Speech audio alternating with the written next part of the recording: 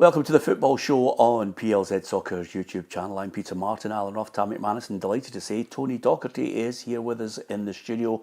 Lots to discuss, and let me tell you, if you hit that subscribe button, you can join the football family and get all the content Monday to Friday on the football show absolutely free. If you want exclusive additional content, then if you hit the PLZ premium button, it opens up a whole new world for you of additional exclusive content and prize giveaways, competitions, quiz, you name it, it's all there, one-to-ones. Well worth subscribing to our premium, and thank you to so many people who did it this week on our channel. Lots to talk about, and if you're Scottish, it's a kind of a feel-good week. You know, Scott McTominay nominated in the Ballon d'Or, Tony, Caroline Weir in the women's section, Hibs win in Europe, Dundee United get a brilliant draw, and Rangers beat Victoria Pilsen. Doesn't get any better. It's been a brilliant week. You know, I watched the Aberdeen performance last night. Fantastic. Same with Dundee United and Rangers as well. And you're right, it's not often we have weeks like that, so we should enjoy it, you know, and revel in the fact that we're making progress. Yeah, we should celebrate it. I suppose the difficult one, and I think all three of them deserve credit, what was the most surprising or the most credible of the three? Is it fair to judge? Probably Hibs. I think Hibs going to Partizan Belgrade. You know, they've got a decent pedigree in European football. OK, Red Star Belgrade are the dominant force over there, but not many would have tipped Hibs to go away from home and pick up, you know, a 2-0 win. So sets up nicely to come back Easter Road. They'll be favourites to qualify now. I don't think the tie's quite dead. I think if they get the first one at Easter Road, then it could be game on. But I think Hibs were comfortable in the game last night. I think the sending off obviously changes the game, but I thought even 11v11, Hibs were the better side. They looked compact, they looked dangerous in the break. Same in played Midgetland in Denmark, then we've seen similar performance. So, no, I thought that Hibs were excellent and they deserved it. And Dundee United with a great point draw as well. Yeah, you watched the game against Hibs. I was up at Dens Park. They didn't really have to exert themselves too much to get the win up there. But what was it that impressed you about them?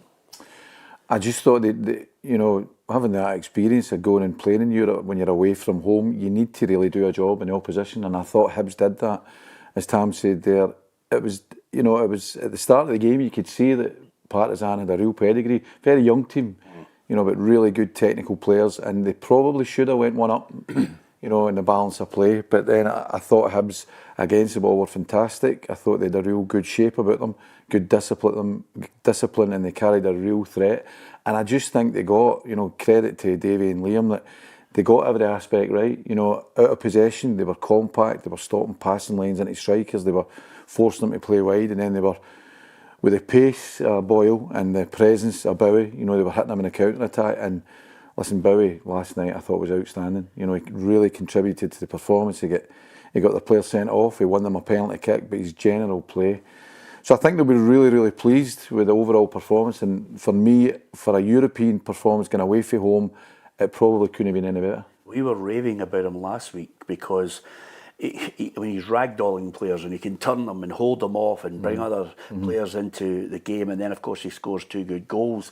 Do you rate him enough to think this is really good news for Scotland at international level with this boy?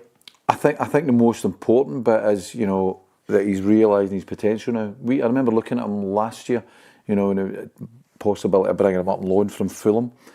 And he was just, again, really talented boy. And I think even in his time at Hibs, great credit to the job they've done at Hibs. He looks physically, you know, a real specimen at the moment. He looks quick, he looks athletic. And I think all the potential that everybody's seen in him, he's now beginning to realise that. And to put in a level of performance last night, I think the system that Hibs play, the most important player in that system is your number 9. And the way Bowie played it last night, he basically won them the game, I thought. Great performances all round, but I think he was the main player, and that's somebody for me that is beginning to really realise his potential. Yeah, great result there. And again, Ruffy, you know, we've been talking about the necessity for teams out with Celtic and Rangers to suddenly start contributing, or we're going to drop right away from that top 10 in the coefficient. So suddenly I sat down and I thought to myself, okay, let's see Dundee United. Jim's taken it a bit in the neck about foreign players that he's brought in and the lack of Scots, but boy, I mean, they looked composed last night against Rapid Vienna. Yeah, they did 2-1. You know, I was hoping they would get the equaliser because they deserved it. You know, they really put a good shift in. The new players are beginning to look gel together. And you're right, you know, for the last 5 or 6 years, they've been the team that have been letting us down with the coefficient. You know, and they were getting beat against teams like Malta and all that, and Gibraltar. But now they've got a wee bit of experience now in European football, and it can only be good for us. Yeah, absolutely. Great for Dundee United to get that. By the way, can I just mention one thing? And I'm only talking about it from a striker's point of view. But the goal last night from Sapsford was absolutely top drawer, because to get on his right side and hit it so early, that was absolute class. Yeah, he looks a real find for them as well. I think that Dundee United were a constant threat on the counter-attack last night. I thought, listen, Rapid Vienna are a good side, a good pedigree in Europe. They dominated most of the game, most of the ball, but I thought whenever Dundee United went forward, they looked as if they carried a threat, and listen, just comes over his shoulder. It's an instinctive one for a striker. Hits it early and the goalkeeper can't react or set his feet. So, brilliant result for them. It's a 50-50 game now. They'll be looking to get back to a packed Tannadice and finish the job. But Rapid Vienna, I thought showed in flashes last night that they're a really good side as well. So, listen, I think Hibs will go through. I think it's still in the balance. I think Rangers will go through. I think it's still in the balance for Dundee United, but they've gave themselves a chance. Yeah, I think Hibs could face, it looks as if it could be AEK Larnaca. They're 4-1 up against Legia Warsaw. Aye. No, I think they play the losers of that game. The losers they play. Yeah, that's what Warsaw. yeah. So they'll play Warsaw probably. Yeah. So, listen, I think Hibs, if they get through and play Legia Warsaw, they're more than capable of beating them over 2 legs. If we can get both those clubs into the group stages, suddenly you're talking maybe 4, 5, 6 million pounds. It's a game changer. It is, absolutely, and it's, you know, we've went. The first leg certainly is really, really encouraging that we're going to get there as well, you know, and I think the 3 teams actually, I know, as I say, I watched Hibs last night, I just seen the highlights of Dundee United, but I just know, as Tam said there, the atmosphere that they generate at Tannadice on a European night, you know, the punters right behind them, I fancy them to go through as well, and I do think, you know, as a result of this week's games, I think the 3 teams will progress. Yeah, and mentioning Rangers against Victoria Pilsen, you know, it's amazing. It's only happened in Scotland. Tony knows it well as a manager. One week you're the top man, the next week you're a complete dud. Amazing the transformation from the disappointment of Motherwell, the criticism, the boos of the fans towards the players coming off, and then suddenly, you know, he didn't hold back Russell Martin. He absolutely leathered them, got the response he was looking for, certainly got the energy out of them, and I think that's what you're looking for.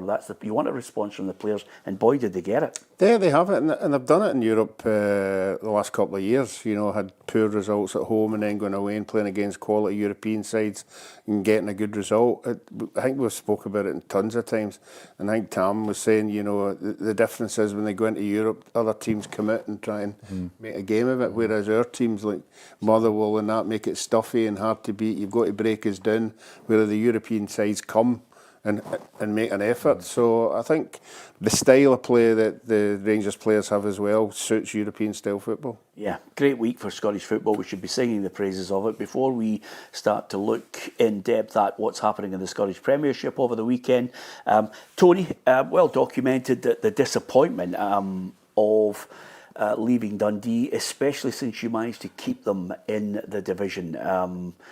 It must have been a blow from your own point of view, because you would have thought to yourself, job done, kept him in the division, chance to build for next season. Well, it was a surprise, you know, and it's well documented now, and it's kind of time to move on from it. But yeah, I mean, I thought, you know, at the start of the season, we probably exceeded expectations in the first year, managing top 6, and then in last year, you know, the probably difficulties we had with, you know, the defensive part of the team and experience, you know, we suffered a wee bit. I moved into the bottom 6, but once you get into that bottom 6, then it's all about survival. You know, if you remember our first game was against Hearts at Tynecastle, and we beat Hearts 1-0, and Neil Critchley lost his job because that everybody's kind of worried about team goes down. So, you know, the brief was to keep Dundee up in the division, and we did that. So that's when it came as a surprise. But listen, I've been involved in football for a long time. It moves on. I've moved on, and it's now all about just whatever the next challenge is, and what I'm doing at the moment, just readying myself for that. And would you consider going anywhere?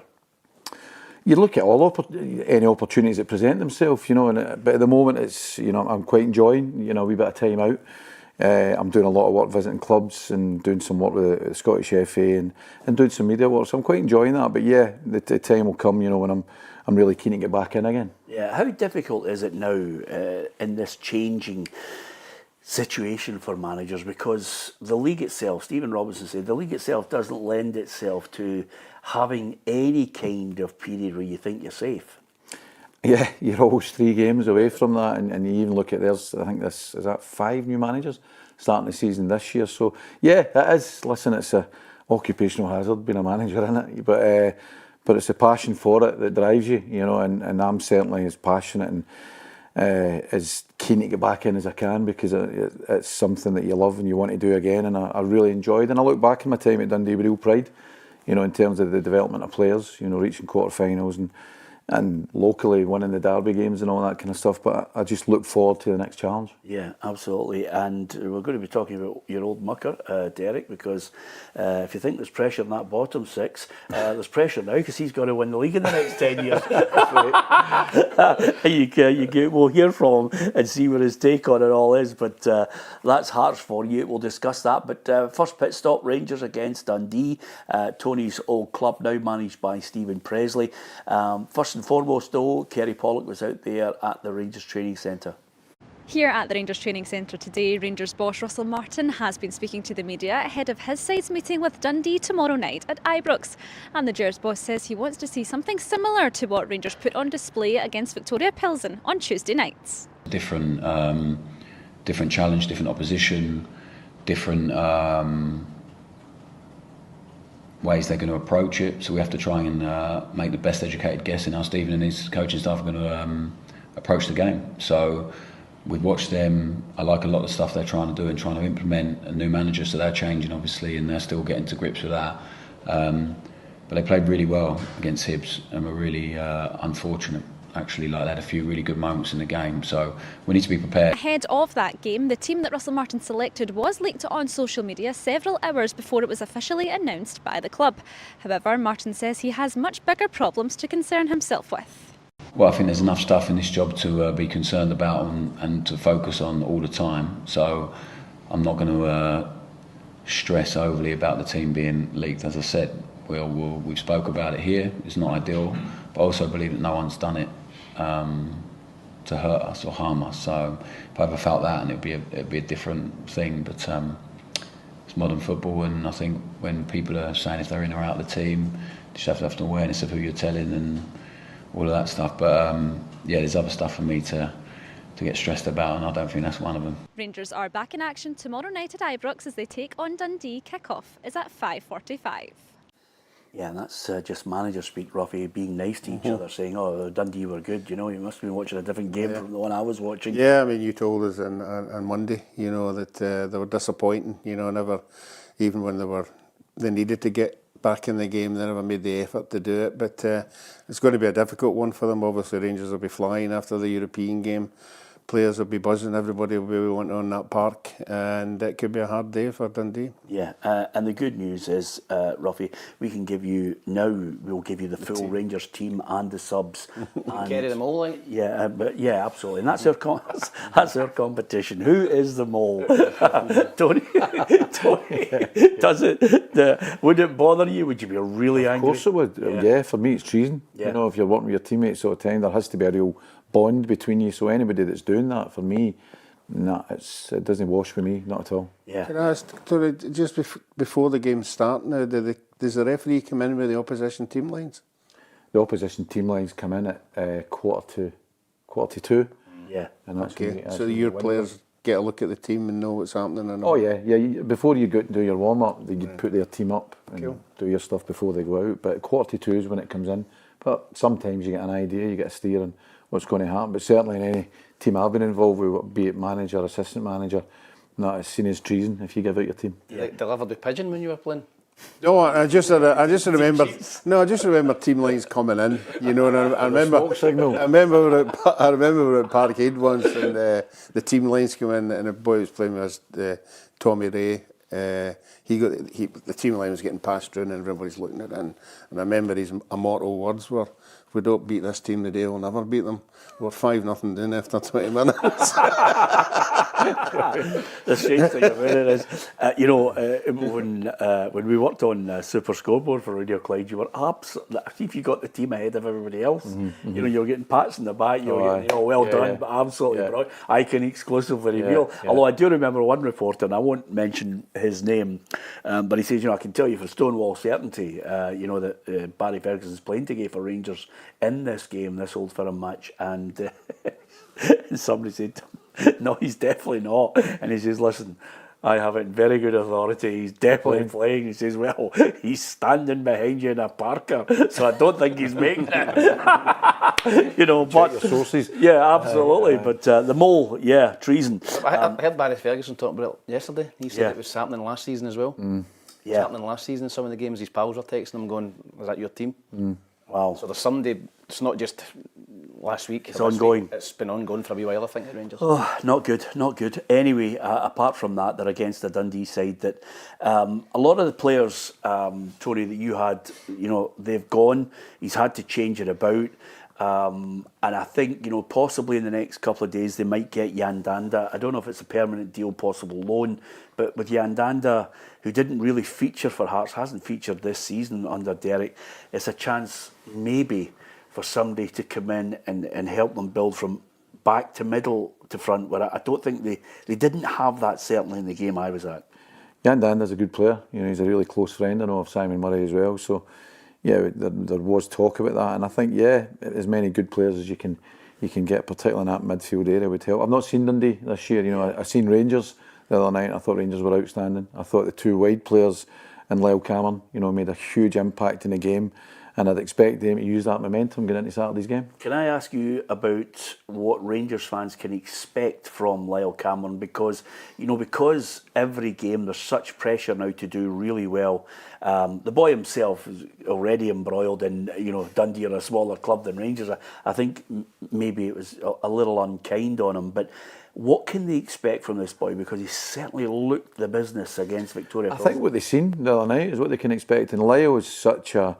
Do you know what? He didn't articulate particularly well what he meant and his intention when he did that interview, but I can understand, where he was coming from in terms of the intensity of training, the speed of training, the facilities he's training with. He feels it's a step up, which it is, of course it is. Lyall Cameron, the player, he's such an ambitious young player, and he's had that all his career. But the biggest thing about Lyall, he's so confident, and he'll take the ball in all areas. For me, his biggest strength is in that final third. He's got a final action, whether that's a shot, a pass, a cross. And I think that bit of quality the Rangers supporters will see. But for me, the big thing the other night was it could have been intimidating, somebody in making their debut there, but you've seen in Lyall, he just wants the ball. He wants everybody to see how good he is. And that's what really drew me to him, his inner confidence he's got in his own ability. And will he be able to do that when the chips are down and they're against them? Yeah, that's what I'm saying. He's the type, Tammy will have played with loads, even when they're making mistakes, he'll still take the ball. He's brave, but he's not brave in the way that, you think of throwing yourself in front of the ball and taking hits in the face. He's brave in terms of he'll go and put himself in positions where he'll take responsibility. That was the thing about, I thought, with the team that I had, him and McCowan, they were two players that really took responsibility and enjoyed that authority on the pitch, and Lyall will continue doing that. And because he's a pretty small guy, he's always been up against it. His motivations to prove people wrong, and I'm sure he'll continue in the same vein that he did the other night. Yeah, the best example of that I've ever seen, Ruffy, and that's always for me, I always judge midfielders like that. If you are up against it, if you're losing games, if you come and show for the ball. Is that like the Old Firm? Yeah. Level of You've got to come and show. And I remember being in the Amsterdam Arena where Scotland were hoping to try and beat Holland. McFadden had scored at Hampden Park. And they went over to the Amsterdam Arena. It was just like a wall of orange. And then they had Van Nistelrooy up front. And I think at one point Scotland were 6-0 down. And Darren Fletcher just kept coming to the back and demanding the ball and trying to build and trying to get us up the park. And I thought to myself, this is unbelievable from that boy. And you see midfielders, that Russell Martin mentioned it, who, drop your ego. when it's not going well, that's when we want to see you drive on and try and get us back in a game. Yeah, and we keep mentioning our old sort of guy, Peter and Barry Ferguson. Barry did the same when Rangers were really struggling. Barry was the one that came back, give it to me, I'll take it. And when you get a player like that, you're looking for everybody else to respond, run about him. Have you two on a bet, by the way? Have you been playing golf with him this week? No, haven't. No, not at all. No. But I mean, that's the kind of player that we're talking about. I remember going to see Barry when he first came on the scene, and he was really young, and you could tell when you were watching a game, the senior players would just give him it. Yeah. They wouldn't think anything else about just giving him it, and he would demand it. And it takes a certain type of player, and listen, I'm not making comparisons with Lyall Cameron and Barry Ferguson, but he's the type of boy that he has got that inner confidence, and if he makes a mistake, it won't throw him. Yeah. And he's got such fitness levels as well that he can do that for 90 plus minutes. If you're Dick Advocaat and you're playing Barry Ferguson with the likes of Van Bronckhorst, Arthur Newman, Michael Moles, George Alberts, you know you're a player. He was absolutely top drawer. Rangers Dundee, I think Rangers will be comfortable, 2-0, Tam? I'm going to go for 3-0 to Rangers. Yeah, Ruffy? 3-0 for me. Yeah, we'll leave you out on this one, okay? As per the terms of your contract, subsection 5, paragraph 2. We just don't want you to get leathered. Anyway, so from Rangers Dundee, give us your thoughts on that. We'd love to hear from you. What do you think about it? What do you think of some of the European performances? Fantastic. Dundee United and Hibernian, can they keep that going? And what about Rangers against Victoria Pilsen? Are they going to be coming up against Bruges? And we know the quality of them. Confident they'll do the job and confident they can get past Bruges as well and get into the Champions League group stages. All these questions we'll have to talk about on the football show. So from there to, is it game of the weekend, Ruffy, up at Pittodrie? Aberdeen against Celtic, the Scottish Cup winners, against Celtic, the double winners. Yeah, I think so. I think obviously the Aberdeen players in particular, I'll still have memories of that last game of the season, you know, what happened there.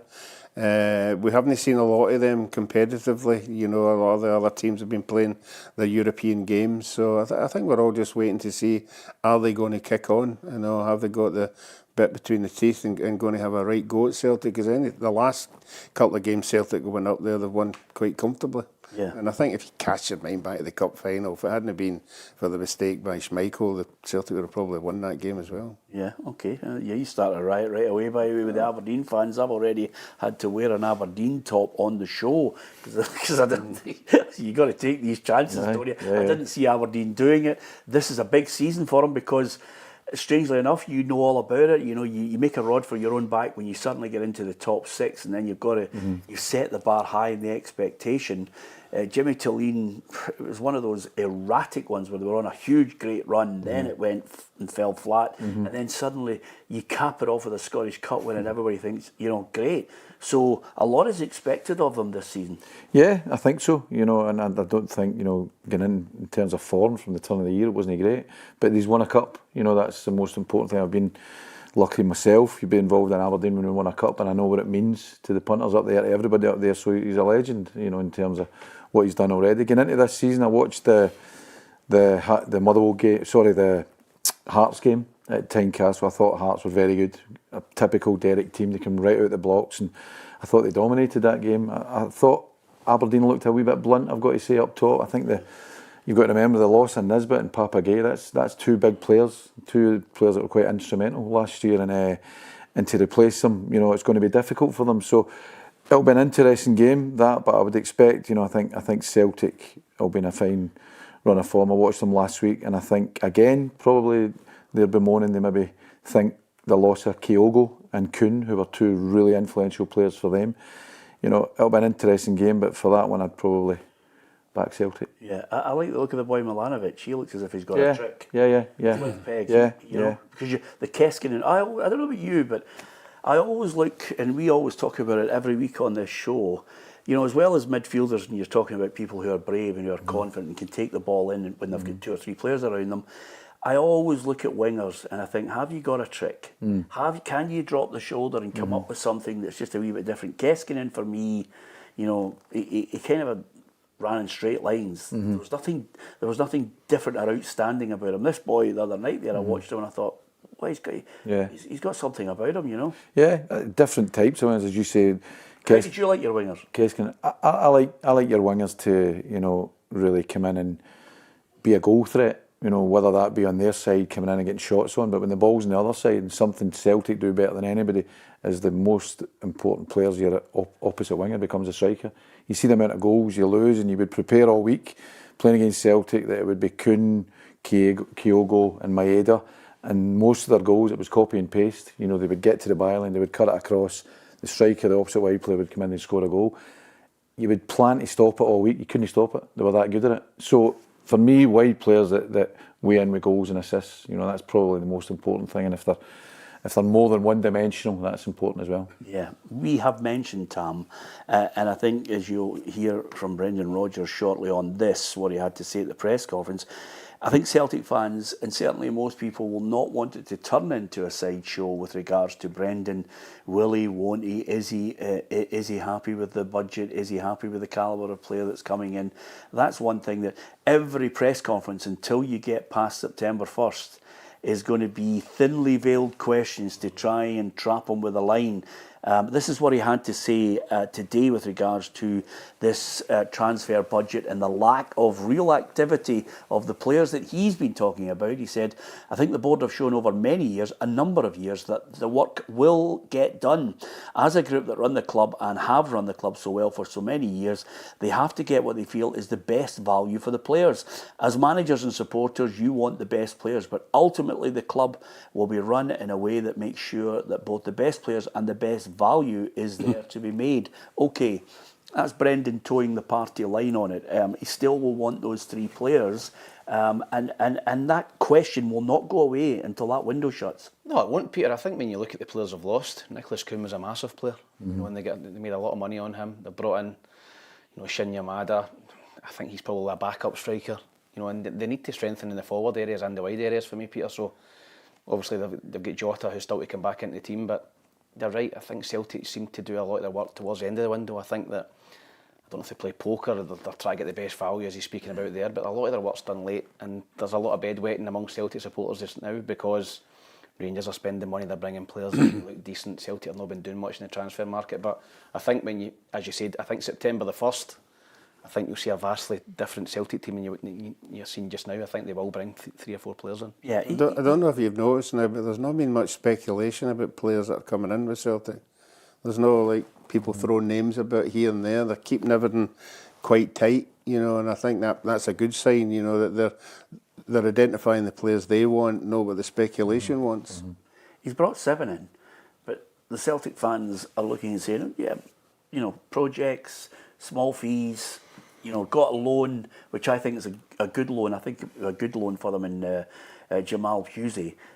So you're then saying to yourself, the only reason the heat is on here and the expectation has been cranked up to, if you'll forgive my spinal tap analogy, cranked up to 11, is quite simply because Brendan Rodgers has said it. You know, he's not here to sit still and just carry the torch, you know, on a level playing field and not want to take it even further on. He wants a player of a certain level because Europe is his remit. Yeah, and listen, Brendan being the top manager that he is, all Brendan wants to do is improve and develop year upon year, and the way you do that is by the level of player that you get in your team and the way that you play, and that's, as a manager, he's doing exactly what you should do. He's trying to do all he can to improve and develop his team, get into another campaign.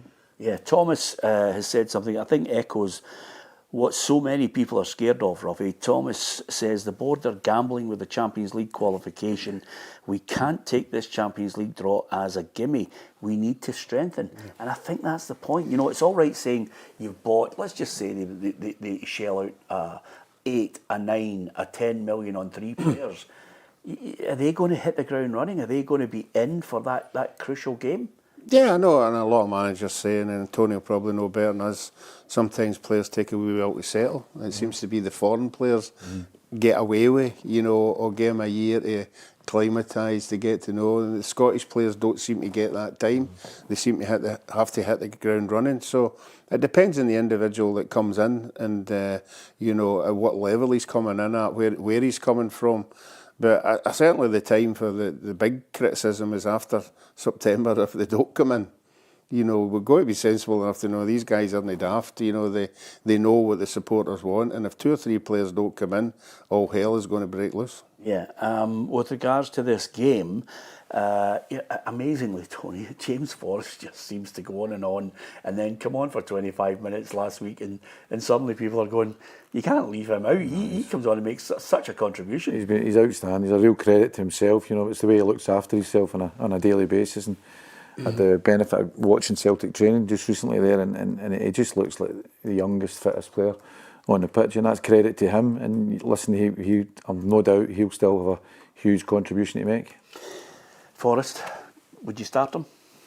I think he's obviously came on and done really well. Peter's maybe more of an impact player now rather than starting a game, but you've got Yang on the other side. You've got, obviously they're playing Ida up front and they're playing Maida wide, which a lot of Celtic supporters want to see Maida through the middle again. So I don't know if he's starting, but on form at the minute, he's probably their best wide player. Well, let's ask Tony, who would you rather have in right in the middle against Celtic if you were playing Maida? I think Maida's a real proven striker. You know, internationally he plays internationally as a striker. You know, and I think he's outstanding in any of those positions, the wide left or the through the middle. But yeah, I think for everything that he brings, you know, he would be the biggest threat for me. Yeah. Give me the insight into what managers see as far as the Fitbit, the body armour, GPS, the GPS that tells you. What is the information you're looking at for every player?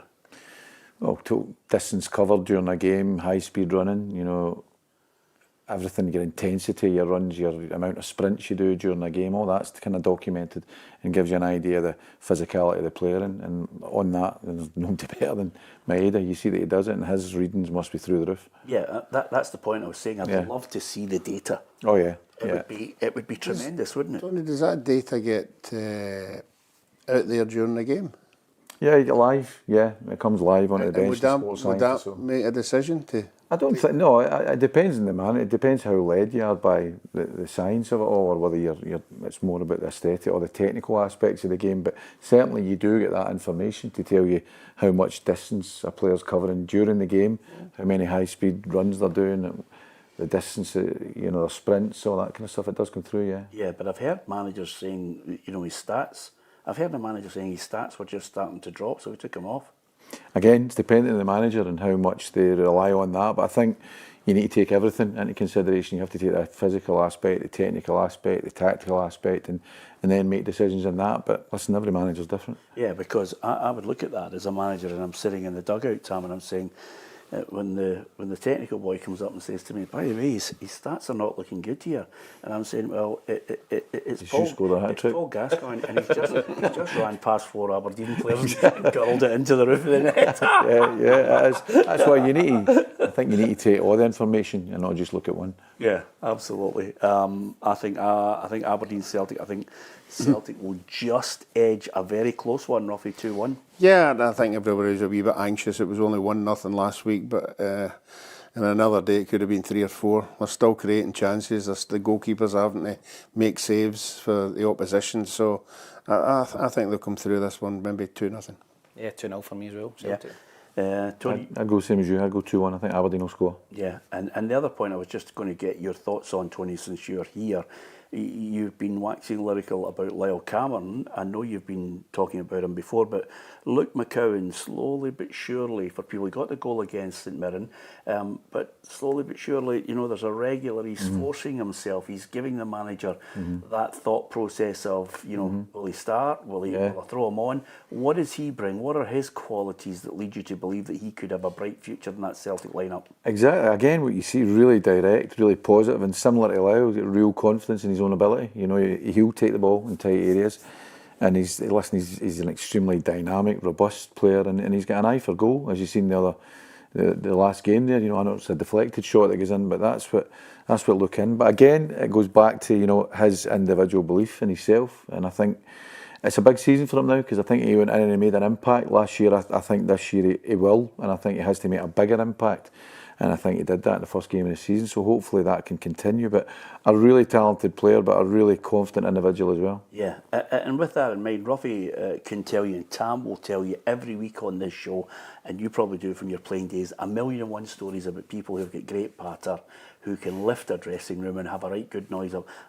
Are there players that you can think of from your time at Dundee that you just thought it's a joy to have them there? They're absolutely giving it out, banter's magnificent. Lucky was good that way. Lucky was a really good. That's why I made him captain. He was good. Wee Tiff could contribute as well to that as well. So, there were a few, but certainly not for this show. Some of the stories. Yeah, absolutely. Yeah, absolutely. Which reminds me, of course, of one of the best lines that you could ever hear from a dressing room when Souness is tearing strips off McCoist and saying, you better start running and start moving. He says, you're doing nothing, get moving so the players can get those passes to you in the channels. And he said, boss, if they can't find me when I'm not moving, what chance have they got when I start moving? And that's the kind of caning you want in a dressing room, isn't it? Yeah, listen, the dressing room's a massive part. That's the part I miss of football. It's not really the football, it's the dressing room, and you miss that. But if you've got a good quota of guys in there with the patter and all that, and it lifts the dressing room, and new players that come in can get involved in it as well. So, as I said, Luke McCowan, guys like Wee Tiff would have been great for Dundee. Yeah. It'd be a brave man to try and come up with some patter with Davy Martindale in the dressing room, because Davy's patter's good at the best of times, and he'd be able to leather you out into left field. Good luck with that. Yeah, exactly. Good luck with that one. And of course, I love the reason why I love him, and when he came on the show, he was a joy, is because, quite simply, all that nonsense that you hear from people going, players are mollycoddled and they can't take criticism and all that. No, Davy. if you're ranked rotten, he's telling you. But listen, credit. Last week I watched the game when we'll come on to a game against Kilmarnock, and Kilmarnock went in 2-0 at half time. Could have been 3-0, and you just knew it was going to happen in that dressing room at half time. And what a change in Livingston. Second half, he made one substitution, but the players came out, their body language, their energy levels, and they were by far the dominant team and should have won the game in the second half. So a lot to be said for that. I know we got a laugh at it, but he certainly gets a tune out of his players. Well, I think he's a good coach, Ruffy, and the point is here, when you look at recruitment, which is king, you look at players that he's got, and I've watched them a few times last season, and they played football, and they played the ball in the deck, and they were good to watch, and they've got that experience with McGowan and Wilson, and I've been waxing lyrical about Macaulay Tate. I like, I don't know about you, I like somebody to come and make it easy for the defence to get the ball in. Yeah. He's a good player, Macaulay Tate. That's what I like about him as well. Similar vein to you're saying about Cameron. I think he was a real confident player, and he'll take the ball in tight areas. So I did see a change. I thought they'd had a real good playing style, and I think they'll have a good season this year, Livingston. Yeah, I think the biggest credit last year was everything that was going on behind the scenes.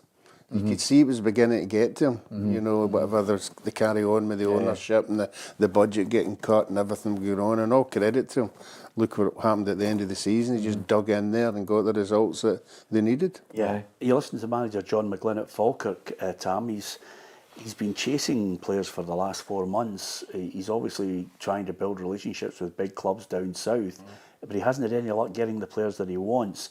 And of course, I think he's looking at it from a squad perspective and saying, yes, I'm going to use the experience of Scott Arfield and hopefully get enough service into Brian Graham, but he'll need much more than that, because he's looking at them at the moment. I don't know if it's a sign of things to come, but 65 minutes, the two 37-year-olds are coming off.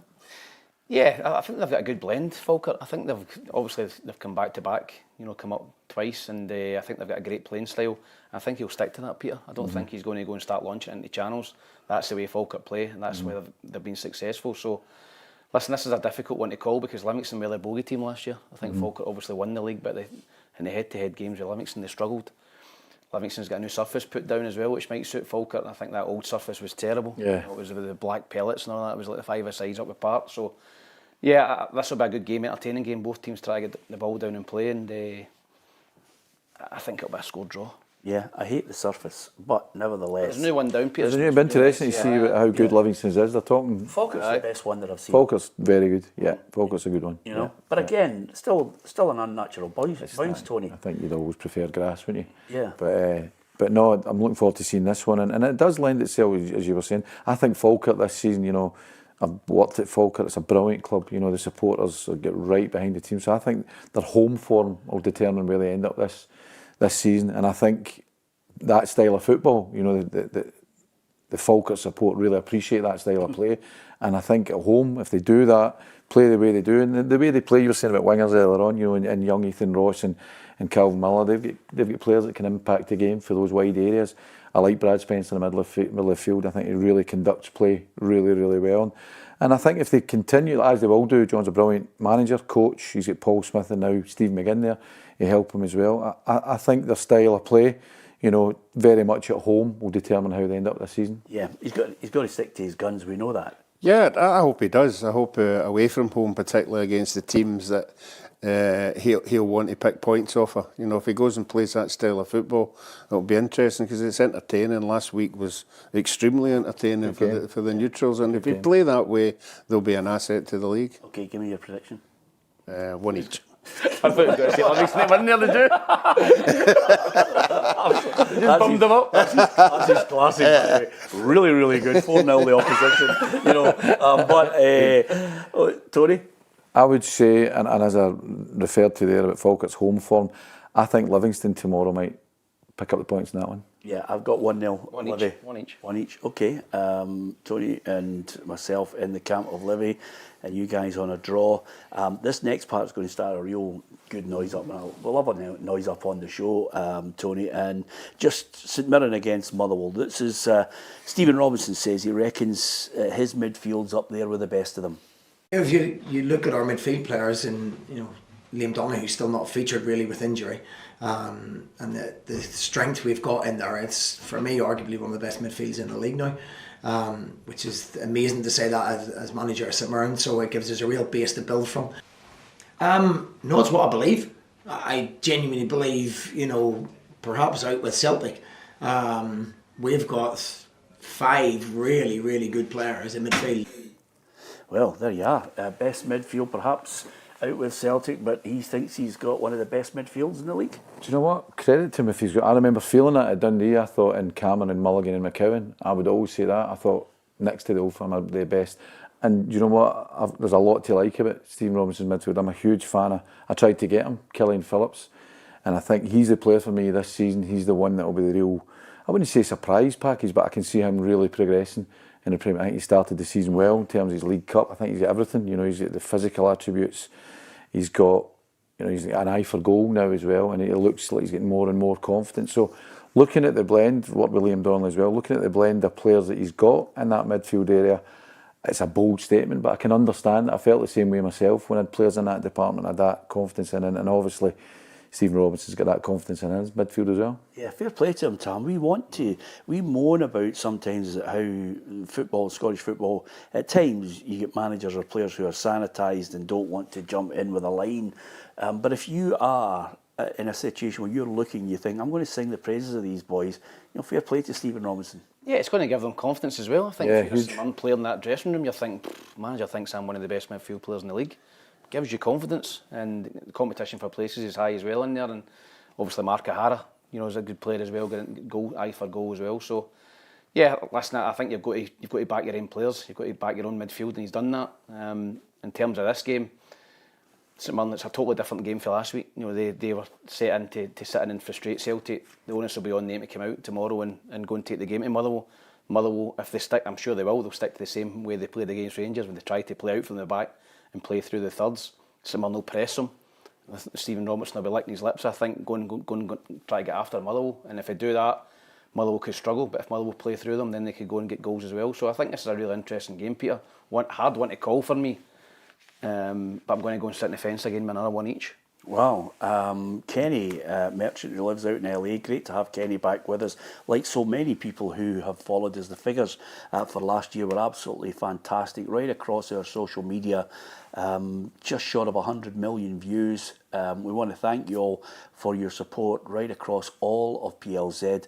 Kenny was a guest in the studio as well, and obviously delighted that Aberdeen won the cup. He's a big Dons fan. He says Phillips is the real deal. You just can't take a penalty, which was a harsh. Fans are harsh, aren't they, Ruffy? They really are. The other great thing, Ruffy, and this is where Tam was talking about it there, and we're talking about Tony as a manager. You know, when they say, oh, that line from Stephen Robinson will give the players confidence, but as you well know, when you chap the manager's door and said, I heard you said I'm one of the best players in the midfield, you know, you're going to a World Cup, you're the best goalkeeper in Scotland. Bertie, any chance of a raise to back up your statement that I'm one of the best? Yeah, but a tenner wouldn't have affected anything in my lifestyle if it happened then. But no, I think Tam's hit it in the head. St Mirren have showed us they're organised, really organised away from home. Let's see what they've got at home. They've proved at home that they have been very, very good last year. They've taken on Rangers and Celtic. So this is a game that will not mark the rest of the season, but will show us, you know, how much they've come on for last year. Yeah, and as far as Motherwell are concerned, a blow for them. Eso Sasula is heading back to West Brom. He's picked up an injury, which means that Motherwell will have to go out and try and recruit. Again, every week until something happens, I think Jens Bertel Escu is going to be asked about Lennon Miller, and this was today's answer. That's a good question. As I said before, it's not my main job on my desk. Rather, all the people in the club dealing with that, and there's nothing finalised, nothing ready. So he's still a Motherwell player, and he's preparing for the game on Saturday. He's been training well this week, and it's looking good, which is really positive. Yeah, and you mentioned there, I mean, Motherwell played well. Lennon Miller in there would be an absolute bonus for them. It would be. Suits his style of play. They've got a really expansive style of play. You've seen that last week. Interesting to see, you know, because St Mirren, as you said, the real identity as a team. All of Stephen Robinson's team, they'll get after you. You know, and what they'll do is they'll identify triggers to press, and have worked hard on that. So it'll be interesting. I think that'll be a brilliant game tomorrow, because two different playing styles, but one that it probably suits St Mirren, as Tam said. They'll allow Motherwell to have the ball, and then they'll trigger that press, and then they're all action. And I think that could be a game that, you know, you might have to see an adaptation of style a wee bit from Motherwell, but certainly one with St Mirren at home, I would take a home win there. Yeah, I'm going to go St Mirren to win at 1-0. Did you give us a prediction? I'm going to go 2-1 St Mirren. 2-1 St Mirren, and you've got the one each draw. Just on that point, that trigger you're talking about, Stephen Robinson saying to all the boys, right, first minute, as soon as they get a bike kick, as soon as they get it, right on them, ready. just stand on them, because they're going to try and play out from that 6-yard area. Yeah, and I think that's part of it, you know, and it's the bravery of Motherwell to do it. And they did it great last week. Credit to them, they did it really well. Interesting to see sometimes when it doesn't work, that what you do to kind of counteract it. Yeah, just on a point, and I'm going to react to quite a bit that sometimes comes up on our live feed, you know, fans speculating on players, you know, because Johnny Kenny's obviously signed a new deal at Celtic, which means he's heading out on loan. So, you know, people are saying, oh, he'd be great at St Mirren. How difficult, and how, you know, Jim Goodwin had to defend himself last week on recruitment. When you look at Scotland and you look at the Scottish players, and you look at, you know, players from the UK, I know Dundee will probably have a list of players that they're looking at. I'm amazed that nobody's looked and said Ronan Hale. You know, he's a goal scorer. They might be looking at it now. A lot of it comes down to finance. Yeah. You know, and what as Jim quite rightly said, you know, Jim's now got a bit of pedigree, having like some Majowski's and that, and he's got a market. He knows the people out there. He knows the level, but. So yeah, I think a lot of it comes. I think you need to weigh up everything as a manager and see what something similar to what Brendan Rodgers says. For the value, you get the best that you can get in, and you know your team, you know your squad, you know what you need. You know, in terms of putting that jigsaw together for your squad. So yeah, you look at everything. You look at everything, and you see what would make your team better. Are Scottish players just too expensive in the market, or not good enough? Not enough of them that are good enough. There's two players, for example, last year moved on. You know, Danny Armstrong, just during the week they scored a hat-trick, done fantastically well. Fraser Murray goes down to Wigan. You know, there's I'm going to say young Scottish players. There's Scottish wingers you were talking about earlier on who've had a good time at Kilmarnock under Derek. You know, and then they moved on.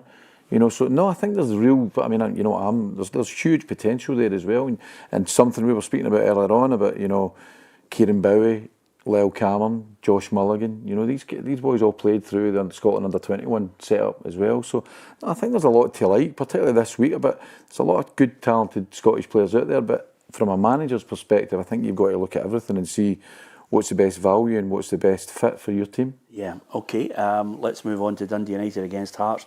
This one's got a claim for if you're looking for entertainment, if you're thinking Aberdeen Celtic's going to be a cracker, this one for me has also got a real appeal, Tam. And Dundee United, I thought they played like a European team in that game on Thursday night. And Hearts against Aberdeen, Derek had them, as Tony alluded to there, he had them at it. Yeah, well, that's what Derek McInnes teams do. They get after you as well. And I think that he'll be looking at that game during the week, last night, and he'll be thinking, right, they might be a wee bit leggy coming back from Austria. First 5-10 minutes, let's get after them. Let's get, press them into mistakes, try and get the early goal, try and put them under pressure. Depends if Dundee United maybe make a few changes from that game last night in Vienna, or they go with the same lineup. But this will be a good game as well. I think the Hearts, I think they're highly fancied this season. I think there's a lot of people talking about Hearts, possibly splitting the Old Firm, a stick on for third place. They've invested in a lot of players coming in. Tony Bloom, obviously, very shrewd cookie. What he's done in horse racing and football and poker, he's been successful at everything he's done. There's a lot of big talk about him, possibly winning the league in the next 5 to 10 years. So a little bit more pressure on the manager with those statements, but I think Derek will take that on his shoulders and like that pressure, like that ambition from the club. And listen, if they've got any ambitions of really going and challenging Celtic Rangers this season, they've got to go up there and take care of Dundee United after a European game, and I think they will. I think they'll beat Dundee United too. Yeah, well, let's see if Derek likes that line from Tony Bloom. Can echo a lot of what Tony said in the sense that we're all ambitious for the club. We're all looking for that success in our time here, and we're no different. There's so many people at the club who have the same desire and same kind of optimism about what we can achieve here. But there is a recognition for myself and people at the club that there's a lot of work to do. We're coming from a long way back in terms of being a bottom 16, but I don't think that should necessarily stop us trying to aim high and stretch ourselves this season. Yeah, that's him saying, I like it, but maybe not the timing of it on day one. Oh, listen, Derek said he'll embrace that, absolutely, and I was really, really impressed with his team the other night there against Aberdeen, and I know, speaking to him and his staff, that they, again, looking for that improvement, they thought, no, there's areas they had to improve, but I thought what they showed with the players they've got, I thought in the first half they played a system with the wing-backs, and I thought they played it really well. There was loads of switches of play and runs in that half space, and then the way the game progressed, they then brought on substitutes and they showed how they could adapt to playing another system, and I think they've got the players to do that, and certainly they've got the manager and the staff to implement that. Yeah, and with Penrice going out, you're thinking to yourself, they've got a problem at left back. Doesn't look like it, Ruffy. No, I saw him at Partick Thistle when I was there. He was a bit raw. Young Milk. Yeah, Harry looks as if he's filled out. It looks as if he's enjoying the full-time training with the team and everything. And he is going to get up and down the park. He's going to get into in the 18-yard box. He's going to make things happen in there, and it is a big asset. But again, we were talking about, we were all raving about Hearts last week. Nobody mentioned that Lawrence Shankland goal. The one that was disallowed. Yeah. Nobody even talked about it. It's the best disallowed goal of the season, isn't it? It was. You're going to beat that. You're absolutely. Some big daft centre half offside. I know, but you don't want to get to a situation, where you get caught in that line of saying, I mean, they should have just let it stand, because it was such a good goal, But at that point, I think Lawrence Shankland would have gone into the dressing room. I think it was Craig Halkett. I think he knew straight away, but you can see it in the telly saying, I think he's offside. Yeah. Talking about one of the centre. You did see that. Yeah. Remember we'd won last year, Patalas scored a volley. Right. Oh, against yeah, Motherwell. I was there, it was great. And get cancelled for VAR. That's another one of them, you think, what a brilliant goal. But Lawrence, it's so natural. As soon as he turns and he swivels it, there's only going one place, that. So I'm sure Big Halt's got a clout and a lug. Yeah, absolutely, because you've ruined his day. But the one thing about him is he looks lean. Yeah, Halkett. Yeah, oh, I thought Shankland looked lean. I thought Halkett as well. Yeah. I think it looks like he's really been working, physically, and I thought he did a really good game the other night. I feel sorry for him because of the fact that he's constantly tried to just. It's almost as if he has to reset his career because of the injuries. Yeah, he's been really unfortunate with injuries, but certainly you're only as good as your last game. And watching him the other night there and seeing even his organisation, but his athleticism compared to what it was, I was really impressed. Yeah, I mean, we're joking about it, Ruffy, at times when Tony Bloom comes out and says it. Listen, full marks to him. We want ambition. We want people to. I definitely want to see a third force that can somehow, take a scalp from Celtic and Rangers every now and then. can they sustain it? Can they do it over a decade? Who knows? We'd love to see it. So certainly I applaud them on it. They've again added to Derek's squad because Pierre Landry Cabor from Burkina Faso, he's joined from an Estonian side. It's another one in there. He's got other options, as Tony said. The more players you've got like that who can make a contribution, the more plan A can change to plan B and plan C. Yeah, I mean, Tony will tell you, you know, a lot of people say, oh, managers don't like anybody else bringing players in, but if that other person brings a player in and it's an asset to your team, you're going to buy into it. Yeah. You know, it's not until you get a couple of 2 or 3 that don't work, you know, then it's not your fault. But certainly, the more players you get, the better. Yeah, well, give me a prediction. I'm going to go Hearts to win that one. Yeah, okay, no score? 2-1. 2-1. Tony? I would agree with that. I would say 2-1. I think Dundee United will score. I think it would be difficult for Dundee United, having been there, you know, working with Derek. We did it for 7 seasons, and I know Jim's got some injuries at the moment, and it's difficult to go again if you're going with the same 7-8 players. So I think Hearts will play on that, as Tam said. So I think Dundee United will start the game well. I think the crowd will get right behind, but I think Hearts just might have too much. Okay, I'll go 2-1 Hearts. 2-1 Hearts. I'll go 1-0 Hearts. Sorry to the Dundee United fans after a brilliant result in Europe. Equally so for Hibernian as they take on Kilmarnock. They just signed 21-year-old Miguel Chaiwa. So suddenly they are just adding to it. I think he's a defensive midfielder. Yeah, another midfield player, Peter, and you know, they've got plenty of cover in there. Josh Mulligan did a really good game last night. Obviously, I think they took him off to protect him. I think they would maybe try and get him sent off in the second half. Joe Neal's to come back from injury, so they're very well versed in the middle of the park. Again, Hibs travelling back from Belgrade. You know, did they make a few changes? But Hibs have got a bit of depth in their squad now. They've got some players that can come in.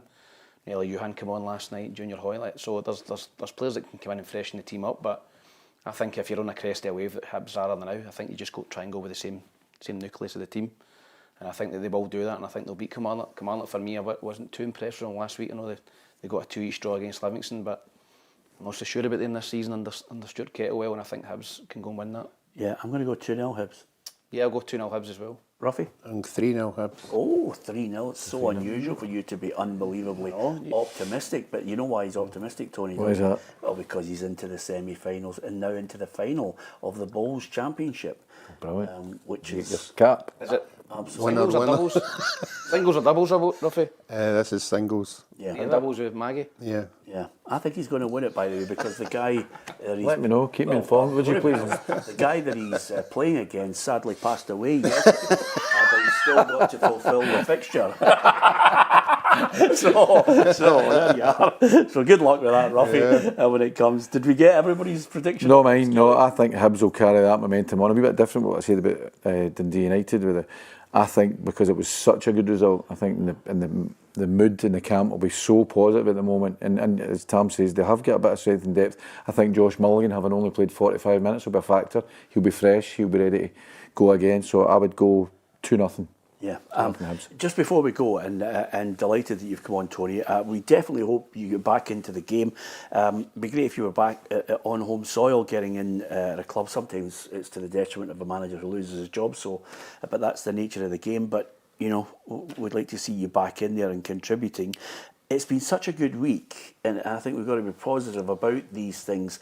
I look at the games and I go to the games and I go to different games, you know, up and down the country, rather than, you know, sometimes if you're working for a big company, you're on Celtic and Rangers duty every week, which you know has its positives. But having the last few years gone out and seen other teams, I'm thinking this year early on, I'm quite enthused by some of the football that some of the teams are playing. I would agree, and the testament to that is this week, as you say, been so positive that, you know, the other teams, you know, I watched closely the Hibs game at Dundee. We're finding a way, you know, from those performances to put in a level of performance that's going to be successful in Europe. And those 2 away performances from teams that you're hoping, you know, do that, you can't speak highly enough of the performances they put in away from home. And you hope, and particularly the Rangers' home performance as well, you hope they can just transform that into the next leg and get us through. But I think you're right. I think we need to embrace the positivity, and it looks like it's going to be a really exciting season with a lot of teams improving. Yeah, I think you'll see the most competitive league in a long time, Peter, this year. Yeah. I think you'll see a lot more teams taking points off of Celtic and Rangers. Particularly Celtic, I think Rangers obviously. But in terms of Celtic, I think Hibs are better, Hearts are better, Aberdeen are better. Dundee United, I think, are better as well. Yeah. So I think you'll see a real competitive division this year. Okay, just wishing Scott McTominay all the very best, by the way. I mean, to be in among the likes of Denzel Dumfries, Erling Haaland, Jude Bellingham, and Mbappe's in there as well. And then you see Scotland, Napoli, Scott McTominay in for the Ballon d'Or. It's great. Brilliant, yeah, absolutely brilliant. Credit to him. It's one of those ones that we're giving away a shirt. See how I linked that in there, Ruffy? Yep. Because if you want to, we've got a Napoli replica shirt, number 8 on the back, McTominay. If you want to sign up to our premium service, you get all that exclusive content, prize giveaways. This one's an absolute belter, Tam. Looks good. It'll look great at the 5-a-sides. The only problem I would say about it, though, is if you're putting that top on, you need to go on and have a good touch and be able to actually play a bit.